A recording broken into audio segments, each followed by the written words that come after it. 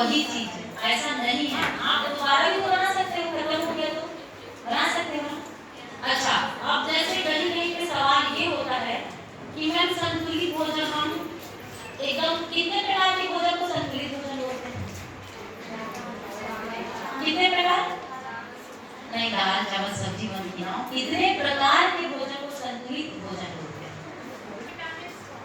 हाँ, कम से कम 42 प्रकार। उसके बाद 3 से 4, अधिक से अधिक 5, उससे ज्यादा करते हैं क्या? ज्यादा बनाएंगे तो दाल चावल रोटी सब्जी अचार सलाद यही खाते हैं ना? अच्छा ठीक है, वही खाते हैं ना, लेकिन रोज जो भी नहीं खाते। इसीलिए हमारे शरीर में क्या हो जाता है? पोषण की कमी। एक चीज आप लोग भी देखे होंगे कि जो हमारे पुराने बुजुर्ग लोग हैं उनका हाइट देखे हैं? हाइट और आज के लोगों की हाइट कैसी है बताइए? छोटे हैं ना, ग्रोथ हो रहा है। वो किस चीज, कुछ लोग ऐसे हैं जो हाइटेड हैं, लेकिन ज्यादातर लोग से ऊपर के हैं। एक दो लोग ही देखने को मिलते हैं कि बहुत लंबे हैं, ठीक है? तो ये सब किस कारण से हो रहा है? हाइट कम हो रहा है, कम उम्र में बाल पक रहे हैं। पकते हैं ना? पहले के लोगों का बाल कितने दिन में पकता था? कितने उम्र? 35 के बाद ही दिक्कत करते हैं कि हो जाए, तो मतलब अजीब टाइप का उनका बिहेवियर हो जाता है, होता है ना? कोई अच्छा भी बोले तो उसको उलट के कैसा जवाब देंगे? एकदम उल्टी जवाब।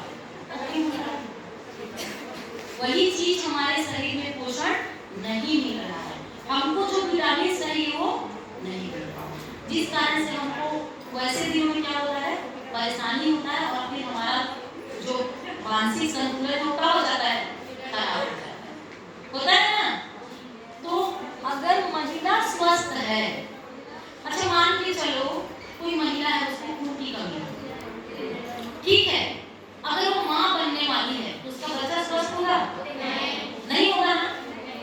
इसीलिए आजकल गर्भवती महिलाओं का वजन करते हैं ना, वजन करते हैं, हेमोग्लोबिन जांच करते हैं, एचआईवी जांच करते हैं, विभिन्न प्रकार की क्या होती है? चेकअप होते हैं ना? अगर कुपोषित माँ है तो उसका बच्चा भी कुपोषित ही होगा ना? इसीलिए लिखा है स्वस्थ नारी सशक्त परिवार। अगर महिला स्वस्थ है तो उसका परिवार भी सशक्त होगा। अच्छा, आजकल आपकी जो कमाई है, आप लोग मेरे को एक चीज बताइएगा, जितना इंसान कमाता है उसका कितना प्रतिशत हिस्सा बीमारी में गंवाता है? बताइए कितना प्रतिशत? 70% से भी ज्यादा, 70% से भी ज्यादा। अभी तो आयुष्मान कार्ड बना है तो थोड़ा राहत हो गया है ना? कम से कम गवर्नमेंट हॉस्पिटल जो है कुछ प्राइवेट हॉस्पिटल में भी लागू है, तो वहाँ पे किसी भी प्रकार का पैसे की दिक्कत नहीं होती। लेकिन आप सोचो जिस दिन आयुष्मान कार्ड नहीं रहेगा उस दिन महिलाओं को बच्चा लाने का प्रॉब्लम हो रहा है ना? 100 में से 50% महिलाओं को बच्चा लाने का प्रॉब्लम है। उसका क्या है? ऑपरेशन कराओ, बच्चा लाने नहीं करवा दो। वो भी क्यों होता है? स्वस्थ नहीं रहने के कारण होता है ना?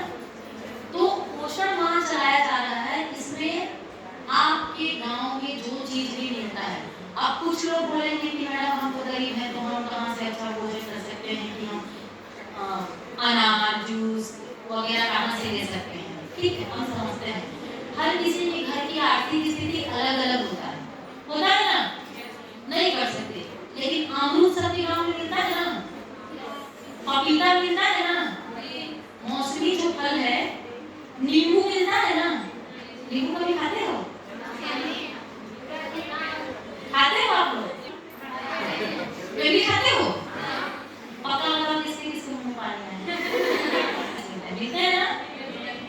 तो जो हमारे घर में मिलता है कम से कम उसको तो खा सकते हैं, उसमें पैसा लगता है क्या? नहीं लगता है। तो आप लोगों से मेरा कहना यह है कि आप लोग भविष्य की बनने वाली माँ है, परिवार चलाने वाली है ना? नहीं चलाओगे परिवार? पढ़ाई लिखाई ठीक है, लेकिन शादी भी तो करोगे ना आगे जाके। तो आप भी तो अपने परिवार में जाओगे तो आपको भी तो परिवार चलाना ना। आप इसे ध्यान रखेंगे। कई सारी लड़कियों का बात करना चालू हो गया होगा, मेरा भी हुआ है, ठीक है। चलो मैं तो 30+ हूँ, मेरे को टेंशन नहीं है, ठीक है। लेकिन वो भी कुपोषण की पहचान है, ठीक है। आप लोग नाखून है ना, ये नाखून बीच में कभी देखते हो ना, व्हाइट कलर का निशान पड़ता है, वो किस चीज की पहचान है? कुपोषण की, कैल्शियम की कमी, है ना? आंखों के नीचे डार्क सर्कल्स, ग्रेपन, ग्रेप हो जाता है ना, वो भी इसकी पहचान है ना?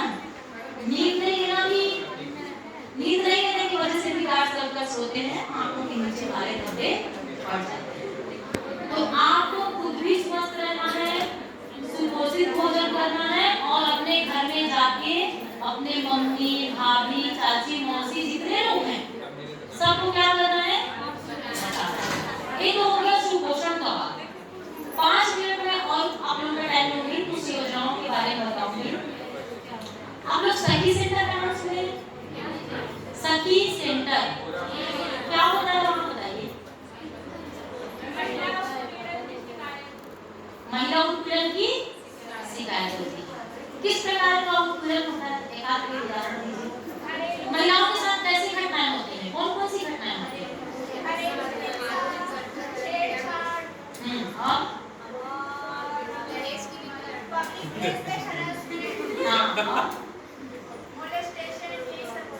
ये होता है ना।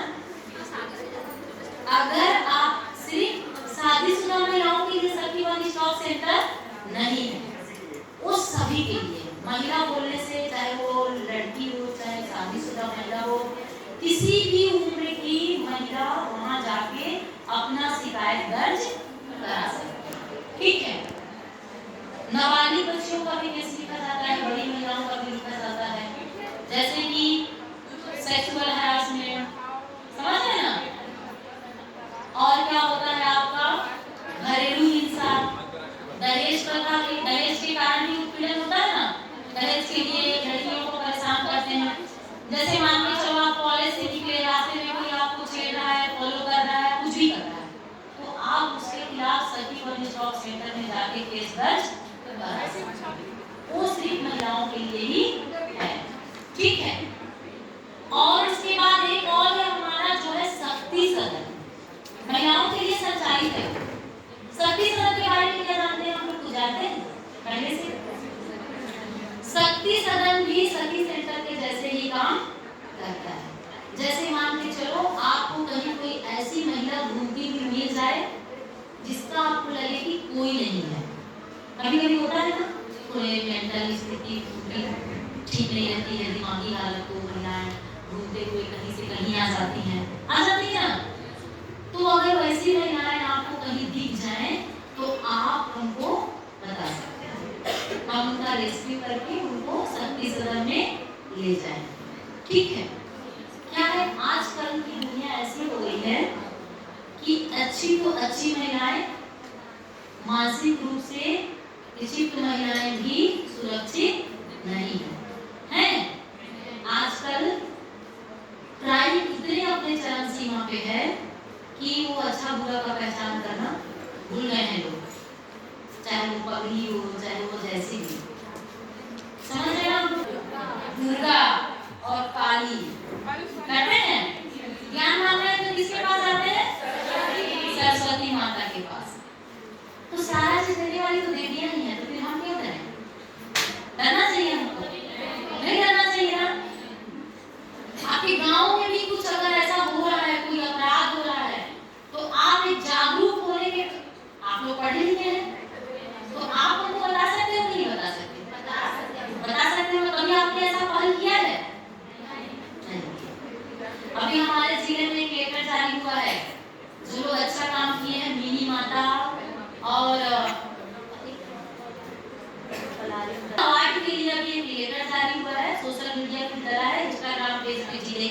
ठीक है, उसमें जो लड़कियां या जो जो अच्छा काम की है, ठीक है, उनको तो सम्मानित किया जाए, यहाँ नहीं, ठीक है।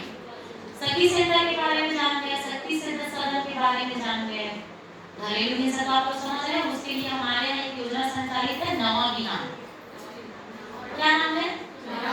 नवा अभियान। वहाँ पे हमारे महिला संरक्षण अधिकारी बैठती है, आप उनके पास भी डायरेक्ट जा सकते हैं।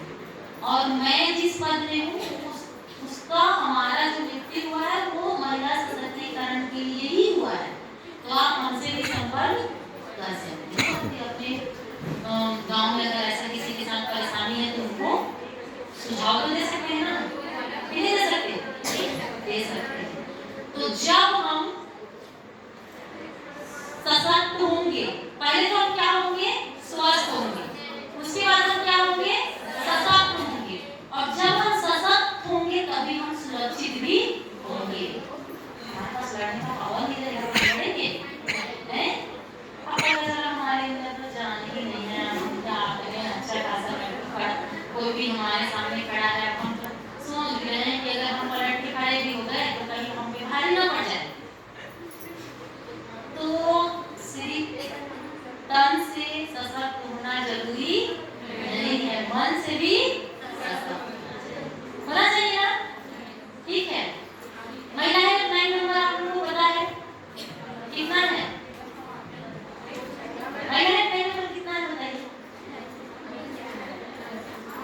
महिलाओं नंबर जारी है ना, कितना है हेल्पलाइन नंबर? 181। वो कौन सा नंबर है? महिला हेल्पलाइन नंबर है 181। बहुत सारे हेल्पलाइन नंबर है, कुछ हेल्पलाइन नंबर मैं आपको बता दे रही हूँ। जैसे 112, आप लोग सुने ना 112? वो भी क्या है? हेल्पलाइन नंबर, वो भी पुलिस विभाग उसमें क्या करता है? फोन करने में हमारी मदद करता है। किन चीजों के लिए मदद करता है उसमें? दुर्घटना के लिए। जैसे मान के चलो कहीं पे किसी का एक्सीडेंट हुआ है तो आप उस नंबर पे कॉल करके जानकारी दे सकते हैं। लेकिन आजकल लोग ऐसा नहीं करते हैं, कोई सड़क पे मर भी रहा है तो पुलिस को फोन नहीं करते हैं, ये सोच के कि अगर हम पुलिस को फोन करेंगे तो हमसे पूछताछ होगा। सोचते हैं ना? क्या करते हैं? वो जो है वो बड़ा वो पड़ा है, वो थोड़ा किनारे से ऐसा करना चाहिए क्या हमको? नहीं करना चाहिए ना। हम हमारा कुछ अपना भी क्या बोलते हैं उसको, अपनी भी कुछ क्या है? दायित्व है जो हमको करना चाहिए। इंसानियत के नाते भी हमको कुछ काम करना चाहिए, ठीक है। चाइल्ड हेल्पलाइन नंबर है 1098, पता है ना आप लोगों को? इस पे आप लोग कॉल कर सकते हैं हेल्प के लिए। तो ये सारी चीजों को आप लोग जानिए और खुद भी जागरूक होइए और अपने आसपास के लोगों को भी जागरूक करिए, ठीक है।